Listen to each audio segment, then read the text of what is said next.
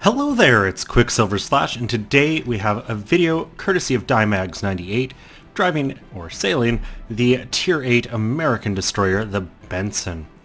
And the Benson was quite the relief to get to, in my opinion, when I was going through the line.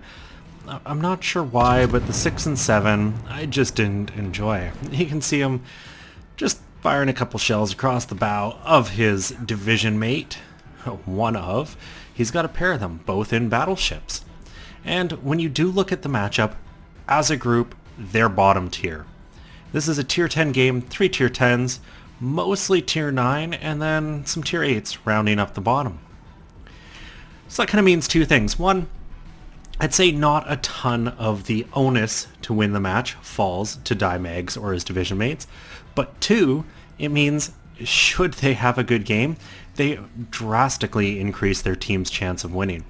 And that's what I really like to focus on when I get bottom tier. Not, oh man, this sucks, how can I possibly win? Go, you know what? No one expects me to do well in this game. If I can go there and just kick ass, I'm really going to affect the outcome of the game. And that's something that skill can definitely cover up the gap of. You know, you can make smart choices. It doesn't matter. You know, I've heard people complain that tier 8 battleships in a tier 10 game don't stand a chance, and I just disagree. You have to put yourself in the right position to succeed. You can't play every game the same. And that's why I've always been hesitant to do a series, you know, on this map, here's where I go, here's the exact strategy I use. Because there's no real exact strategy. Every game is going to be a little different. And I feel it out as I go. You know, I watch where people are going on the map, and based on that, I react. And that's why I'd much rather do the series, the How I Play series, over just, here's the strategy for Islands of Ice. Here's what you do. Because the second I say something, I'm going to find an example or someone else where the advice I gave is the exact wrong advice, because of ship composition, so on and so forth. So, pretty easy start here. Dymags finds the enemy destroyer in the cap. He throws his torps at the edge, and you'll notice the smoke screen was expanding that way, so Dymags led his torps in that direction. Rather than fire them back at the base of the smoke where it started, he kind of led where the smoke was going. Now you would expect that enemy destroyer is going to want to stay in the smoke. They managed to secure Bravo, and Dymags isn't going to hang around. Odds are you could have some torps coming this way, but there's a lot of battleships pushing straight into the center of the map. And I really think the enemy team's making a mistake in doing so, because they're going to be giving their broadsides to this huge group of ships in the south, and there's no real hard cover up there. The center of the map on most maps really is a place for destroyers at the start of games. You shouldn't go rushing in a battleship. And I can think of many maps this is true on. Trap is one that I always seem to find a battleship trying to rush right into that center area because, hey, there's an island in there and everyone goes in there, and they get themselves obliterated because they have fire coming from all sides. Now, so far things have gone decently for Dymag's team. They got B, they obviously didn't get A, but they did manage to take out an enemy cruiser. Dymags lit a fire that got put out. So somewhere up there, there's a ship who's used their damage control. And Dymags has managed to run down this enemy Fletcher, and I can only assume it is the same destroyer that was in Bravo to begin with. He's in about the right position to be there. And Benson on Fletcher, there isn't a lot that separates these two ships.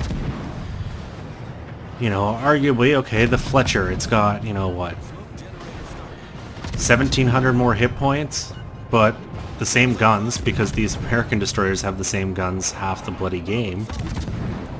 Its torps aren't really that much better. And overall, similar stealth and all of that.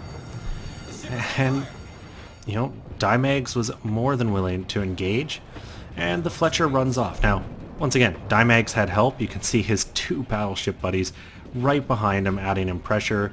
He's got a friendly destroyer and cruiser with him, so that was a fight worth taking on.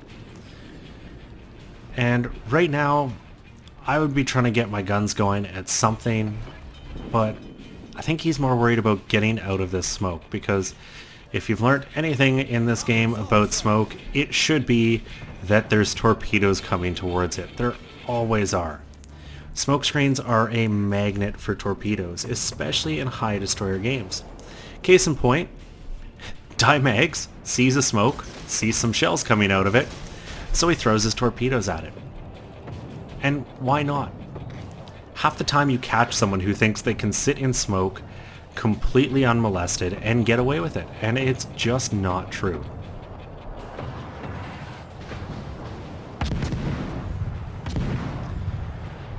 And with him going to be disappearing behind some hard cover any second now, he decides to give up his position and start working over that Bismarck. But the other thing is, he's not spotted. There's no one on the enemy team to spot him. The only ships with a line of sight are behind a smoke. And his torpedoes are looking pretty close to where some of those gun shells are coming from. And there you go. 3 torps, 2 floods.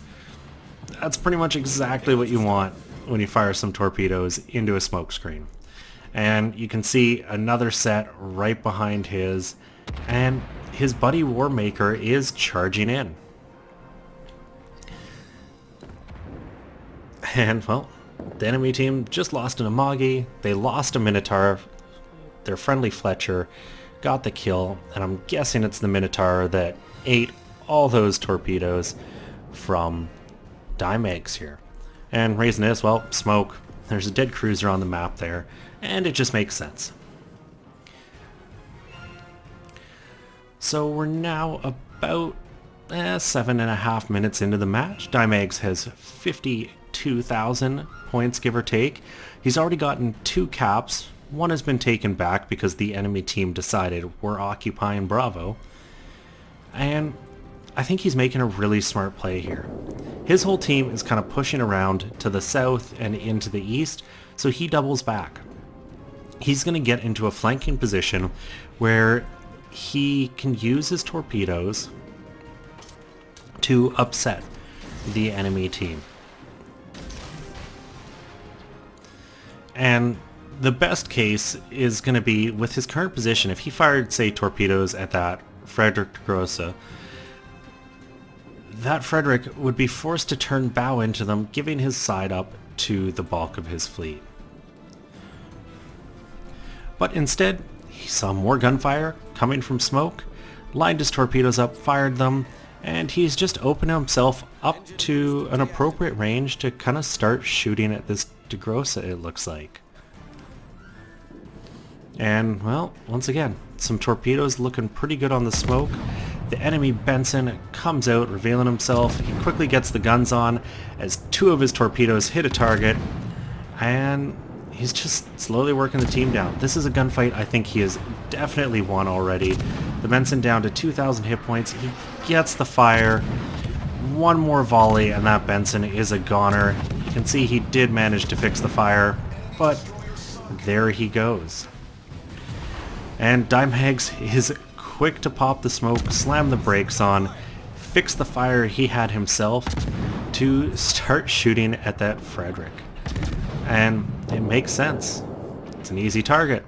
Unfortunately, he rapidly gets killed, and then Dymags' team loses their Izumo. Both teams exchanging Tier 9 battleships. And the game, I would say, is kind of at a bit of a stalemate. And these situations can be tricky because the enemy team has 2 of the caps. You don't have a big enough ship advantage to just go full hold, like, you know, YOLO, we're taking this cap, we can lose a ship or 2 because we've got a 5 ship advantage. They can't do that, but they do need the cap. Fortunately, the enemy Bismarck is really out of the play right now. He went all the way up into A, it looks like, and is coming around. And Dimag sees this, and he's got his torpedoes loaded. So clearly just trying to get into a good position to ambush this Bismarck with some torps. And, you know, this is gonna be an important play. Engine boost activated. He's got a cruiser to his south who is bombarding that Bismarck. Now, a good team play, and I can't see it, looks like that cruiser is firing HE, would be to try to light that Bismarck on fire. Right now the Bismarck doesn't necessarily know where Dimags is, so if he gets one or two fires going, he would probably rapidly put them out and then eat a slew of torpedoes from Dimags. And already you can see they are looking good. That Bismarck is sailing into them like a fool. This is going to be painful. 62,000 hit points on the board. How many can he take? And the answer is every last one of them. And that is exactly how not to battleship. You know, the Bismarck should have known there was a destroyer threat down here because, you know, Dimags fired torpedoes into Bravo. His torps were spotted by the guy he hit in that smoke. So reasonably, and he's shot his guns, you know, he killed the Benson. Reasonably the Bismarck knew a destroyer was over here, but he was sailing in a perfectly straight line. And I'm guessing he just zoned in on that enemy cruiser down in the south, thinking that's the target I gotta pay attention to. You can see he was sailing pretty much straight at him at the time, and completely oblivious to a potential threat. And that's a quick way out of a match, as you just saw. And what that did for Dimag's team is it freed up the numbers. They've now actually got a numbers advantage, and a pretty decent one. Which means, as a team, they can just force this game now. They no longer have to, you know, light foot their way around the map because things are easy or close to being even. They can go full aggressive and really just start taking it to the remainder of this enemy team, and they're doing just that. Dimags has popped his smoke, and he's just going to work this Bismarck over. He calls for the shot on it. He wants everything focused at this Bismarck, and for good reason. Bismarck has hydroacoustic search, and he's getting dangerously close to hydro range. Now, whether he's got that or not, you can't really know. What I do know is he's dead, so it doesn't matter. And with him sinking, they're going to get Bravo. The enemy team didn't have anyone really close to support. And I think that's a bad play by the Bismarck. I don't know why he sailed down here like this. I hadn't paid enough attention to see where he was before. But when you are on a team with lower numbers, you really do need to group up, and you can see from last known positions and where that Bismarck is, the enemy team didn't do that. And, oh, Shimakaze, but Dimags avoids the contact as he picks up his third assisted capture. And, well, there's a Neptune, who's actually a fellow clanmate of mine, an OPG player, and the Chapayev there on the flank with the remaining enemy DD unknown. But it is that gearing that was spotted a while back near the center of the map, and you can see he was last spotted kind of going to the north. You can expect him to potentially be supporting his team, but he may also be trying to loop around to the south to maybe get Charlie. And to me, at this point, with the numbers, that would be a smart play. That gearing can loop around, and oh no, torpedoes, just dodges those. Guessing those were from the Neptune, but if I were that gearing, as I was saying, I would probably be working around the map, trying to throw some flanking torpedoes into this mass right at the center of the map, and getting down to Charlie to capture it. Because the enemy's team's hopes now really lie in eliminating a couple ships from Dimag's team and getting cap control back. Unfortunately, Lion in the Neptune overstayed his welcome in his smoke and now has a whole slew of ships right on his tail. And it just kind of shows the strength of grouping up as a team. And sorry, the smoke is still there. You can't see it when you're zoomed in. He just probably felt the pressure of all those torpedoes coming his way. But he's done the smart thing.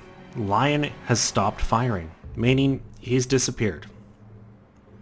And too often you see enemy cruisers and destroyers, or cruisers and destroyers in general, firing their guns when they could easily just vanish and get away. But panic sets in, they just keep shooting, giving themselves up, and wouldn't you know, there's their gearing, slowly working his way down to the south. So, smart play for Dymags here, probably to go to Alpha. You don't know what's going to happen. You've got a 2-ship lead, but leads in this game can be a little tenuous at times. And that's when the Neptune gets respotted, which probably means Lion is done for this world. Or would have been if some of Dymag's teammates' aim was a little better. I didn't really see where the shells landed. Could have just been some bad RNG. But by going to A, you know, they remove the risk of the gearing, though the Shima does that too, wiping them off the map. And that leaves just a pair of cruisers versus 4 ships, and the score is still surprisingly even, which I think goes to illustrate how close this game really could have been. I think if that Bismarck on the enemy team had stayed up to the north with the Neptune, and the 3 of them, the Neptune, Bismarck, Chapayev, all used their guns while the gearing sat out on a flank spotting, this could have gone a little bit differently. But fortunately, Dymag's team stuck together, the enemy team didn't, and they walked away with the win. And you can see Dymags laying a nice little smoke screen to conceal his friendly battleship and cruiser who are following him up to A. And unfortunately, it looks like they may eat some torpedoes. The Amagi does, or sorry, the Frederick Gross does get turned over soon enough to dodge them. Probably had his Hydra up. Unfortunately, gets away with that one alive as they pick up yet another capture, really putting this game into the bag. There's only 2 minutes left on the clock, but there's not even that much time left when you do the cap math. And you can see how quickly a team can lose a lead. Like, you know, only seconds ago the game was pretty much neck and neck points wise, and now there's a 300 point difference, or close to, because of 1 kill and a final cap secured. And you can see Dymags desperately trying to run that Neptune down, hoping he can find him. And this is one of those situations where I would probably fire my guns. You know, sometimes just blind firing your guns somewhere you think the enemy might be can spook them into shooting back at you, or they go, you know what, we've lost, I'll try to get the damage in. And, well, you can hear the Zhao is doing just that. Looks like the Zhao probably has RPF. Fired his guns, but the game ends. And all told, quite the game from Dymags there. 454,000 credits, 6,800 experience. Only got a devastating strike as far as medals went. 164,000 damage though, about 60 of that was 1 Bismarck. 11 torpedoes, 100 shell hits, lit 4 fires, and ultimately got 3 kills, wiping out a couple dangerous ships in the middle of the game. Mainly took out that Benson and the Bismarck, and then just provided harassing fire and really helped his team win, getting the caps and making sure they had the points. And a lot of people underestimate, you know, destroyers actually doing things like just going and securing capture points, but it matters. And you wind up rewarded 3,037 base experience. Definitely a good game, almost double the next closest person on his team. And that says something about his overall role in the match. And that doesn't even factor in, you know, the intangibles like forcing ships to turn into torpedoes, things like that, that destroyers do so often but don't really get a lot of credit for. Fortunately, a lot of his work in this match was done in the form of damage.